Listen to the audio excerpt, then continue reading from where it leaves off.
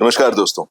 दोस्तों, आज सुबह सुबह सोशल मीडिया पे एक कहानी आई थी, तो मैंने सोचा आपको भी शेयर कर दूं और बता दूं क्या कहानी है। रक्षाबंधन का त्योहार आते ही मुझे सबसे ज्यादा मेरी दिल्ली वाली बुआ जी की राखी की कुरियर का इंतजार रहता था। वो बहुत सारा सामान पार्सल में भेजा करती थी, पापा के लिए, मम्मी के लिए, हमारे लिए, बेटी के लिए। इस बार भी बहुत सारा सामान भेजा था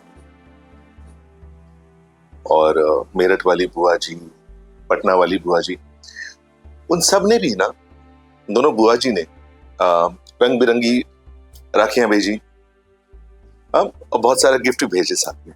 बहुत अच्छा लगा। बस रोहताश वाली बुआ जी का हर साल की तरह एक साधारण से लिफाफे में आई थी। 5 राखियां कागज के टुकड़ों में आए थे। रोली, चावल और 50 का एक नोट था। मम्मी ने चारों बुआ जी की पैकेट डाइनिंग टेबल पर रख दी ताकि पापा ऑफिस से आएंगे और जब उनकी नजर पड़ेगी टेबल पे अपनी बहनों ने भेजी हुई राखियों पर और तोहफे देखेंगे तो उन्हें बड़ा अच्छा लगेगा। पापा रोज की तरह आते ही टेबल पे लंच बॉक्स रखा और लैपटॉप बैग रखकर थोड़ा सोफे पर आराम करने बैठ गए। चारों दीदी की राखियां आ गई थी। मम्मी ने पापा को किचन से ही आवाज दी और चाय चढ़ाते हुए बोली कि सुनो, जया बुआ जी का लिफाफा है ना, वो देखना जरा। बुआ जी की राखी का सबसे ज्यादा इंतजार करते थे पापा और सबसे पहले उन्हीं की भेजी हुई राखी पापा कलाई में लगाते थे। जया बुआ जी सारे भाई बहनों में छोटी थी, पर वही था जिसने विवाह के बाद से शायद कभी सुख देखा था। विवाह के तुरंत बाद देवर ने सारा व्यापार हड़प लिया था। वो बेदखल कर दिया। तब से फूफा जी की मानसिक हालत बहुत खराब थी, अच्छी नहीं थी। मामूली सी नौकरी कर थोड़ा बहुत गुजारा कर लेते थे। बड़ी मुश्किल से बुआ घर चलाती थी। इकलौते बेटे राहुल को भी वो मोहल्ले के स्कूल में दाखिल कर दिया था, साधारण से।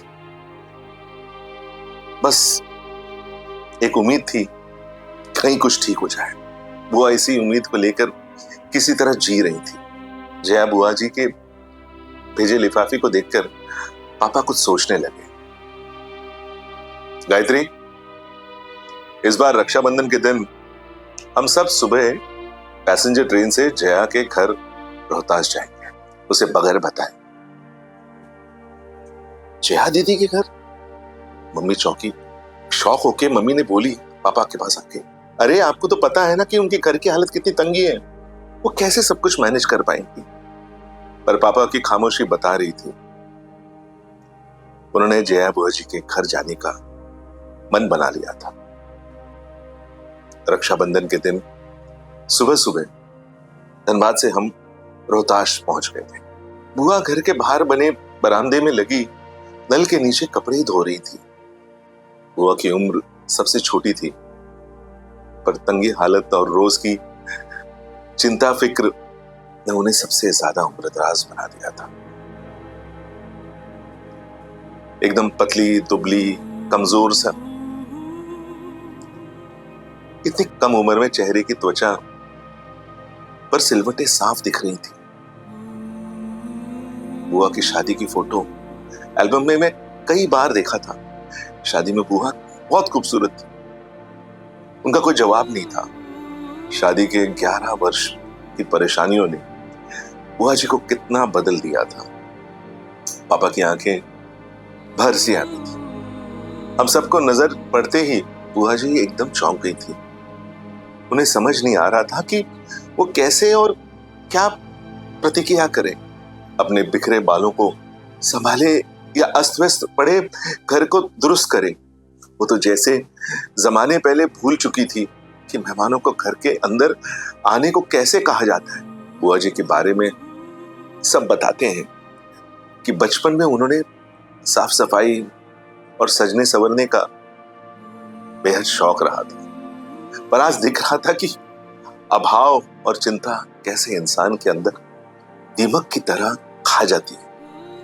अक्सर बुआ जी को छोटी छोटी जरूरतों के लिए तो कभी किसी के सामने हाथ फैलाना होता था।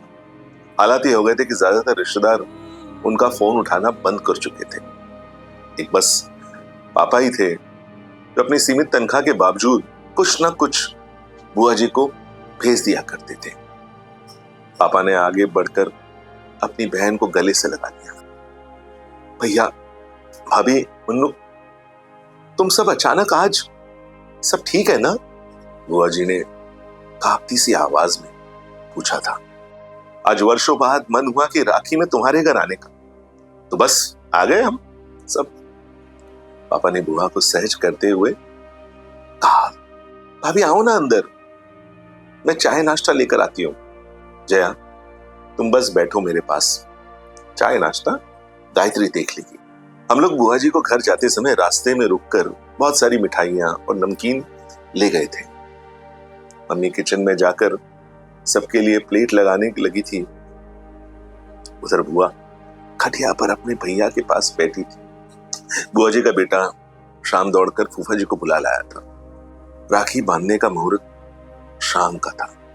मम्मी अपनी ननंद को लेकर मॉल चली गई थी, सबके लिए ड्रेसेस खरीदने के लिए और बुआ जी के घर के लिए किराने का सामान लेने के लिए गई। शाम होते होते पूरे घर का हुलिया बदल गया था।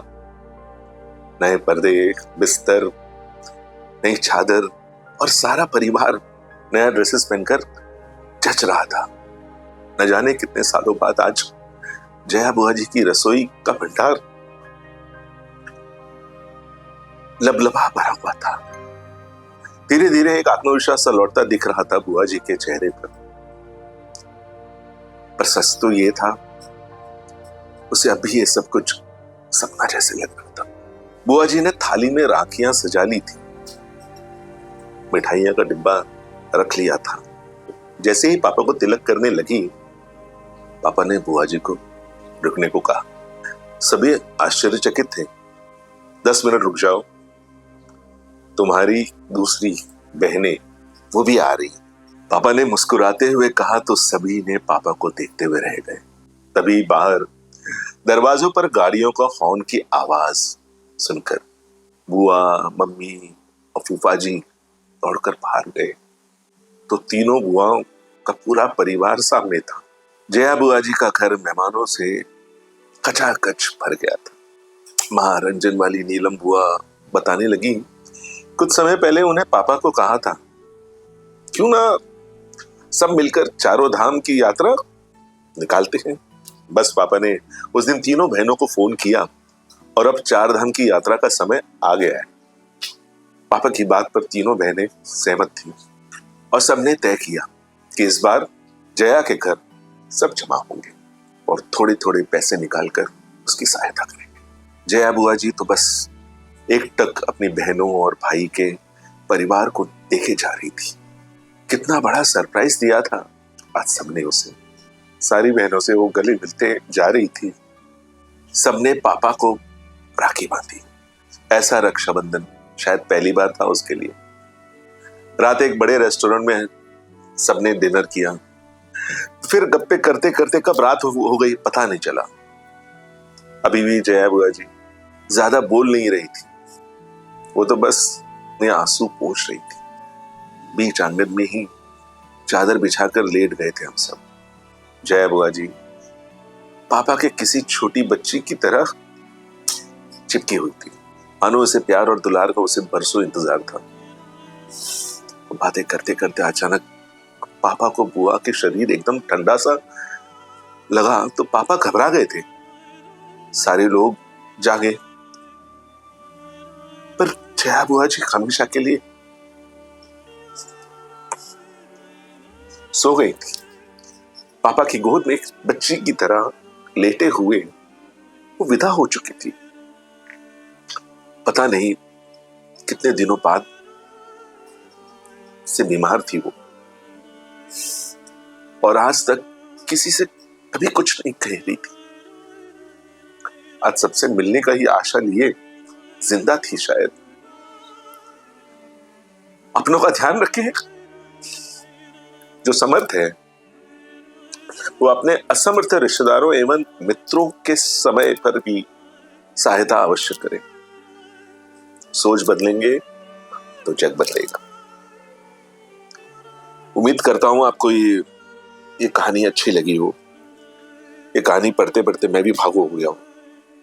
तो गलतियां हैं थोड़ी बहुत बोलने में, पर ये कहानी देखी कैसी लगी आपको? धन्यवाद।